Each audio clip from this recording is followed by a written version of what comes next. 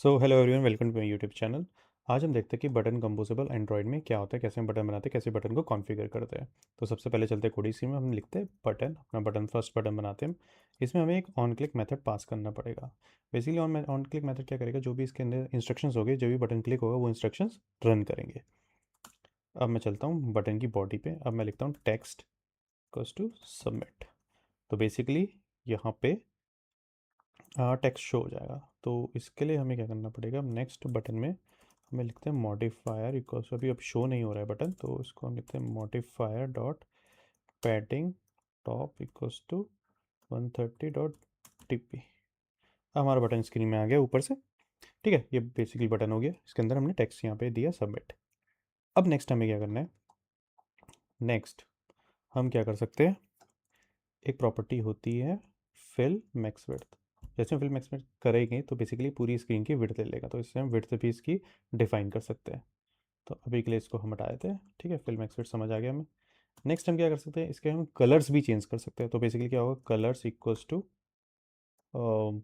Button defaults, सही नहीं है, डिफ़ॉल्ट्स डॉट बटन कलर्स, फिर हम दे देंगे यहाँ पे कलर की वैल्यू ब्लैक। देखिए हमारा कलर ब्लैक हो चुका, बटन हमारा बटन का जो हमारा कलर है वो ब्लैक हो चुका है। तो बेसिकली क्या है, बटन डिफॉल्ट से हम यूज़ करेंगे, उसके अंदर जो भी मेथड होगा बटन का, उसके अंदर हम कलर की वैल्यू पास करेंगे। तो जैसे हमने ब्लैक किया, हम रेड भी पास कर सकते हैं, हम दोबारा ब्लू भी पास कर सकते हैं। ठीक है, तो ये हो गया। इसे इस इससे हम बटन का कलर सेट कर सकते हैं। देन क्या हो गया, हम बटन की शेप भी डिफाइन कर सकते हैं, कैसा शेप होगा।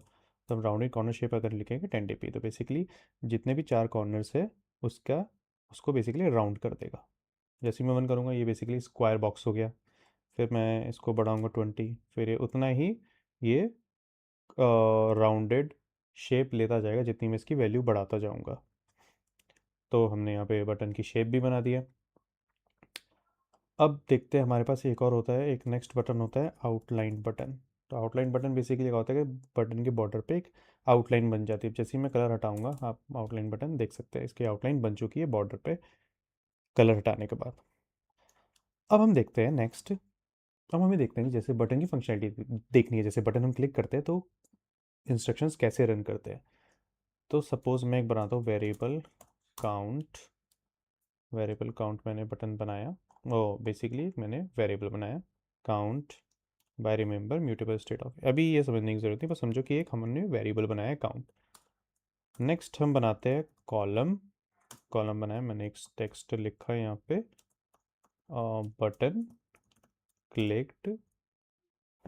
तो मैंने लिखा बटन क्लिक्ड काउंट टाइम्स।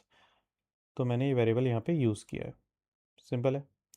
अब हम चलेंगे इसके अंदर, टेक्स्ट टेक्स्ट बेसिकली अभी शो नहीं हो रहा है, तो हम उसके लिए एक मॉडिफायर लिखते हैं, उसको एक पैडिंग देते हैं, modifier dot padding top equals to 120 dot TP. Padding दे दी। अभी बटन इसके साथ क्लैश कर रहा है, तो मैं क्या करता हूँ, बटन को लेता हूँ यहाँ से, बटन इसके कॉलम के अंदर देता हूँ। ठीक है, और ये हटा देता हूँ मॉडिफायर, मुझे ज़रूरत नहीं, कि कॉलम बेसिकली वर्टिकली अलाइन कर देता है यूआई आइटम्स को। अब जो इसके अंदर हम इंस्ट्रक्शंस लिखे हैं वो एग्जीक्यूट हो गए। तो मैं बेसिकली क्या लिखूँगा, काउंट प्लस प्लस। तो जब भी बटन क्लिक होगा तो काउंट की वैल्यू बढ़ती जाएगी और वो यहाँ पे डिस्प्ले हो जाएगी। तो ये आ गया। जैसे मैं बटन क्लिक करूँगा, 1 टाइम्स, 2 टाइम्स, 3 टाइम्स, 4 टाइम्स, तो बेसिकली क्या करें, ये जो ऑन क्लिक मेथड है वो बटन से अटैच हो चुका है। जब भी मैं बटन में क्लिक करूँगा मल्टीपल टाइम्स, तो ये काउंट की वैल्यू बढ़ाता रहेगा और वहाँ बेसिकली इस टेक्स्ट यूआई में डिस्प्ले हो जाएगा। तो आज के लिए बस इतना ही, मिलते हैं नेक्स्ट वीडियोज़ में।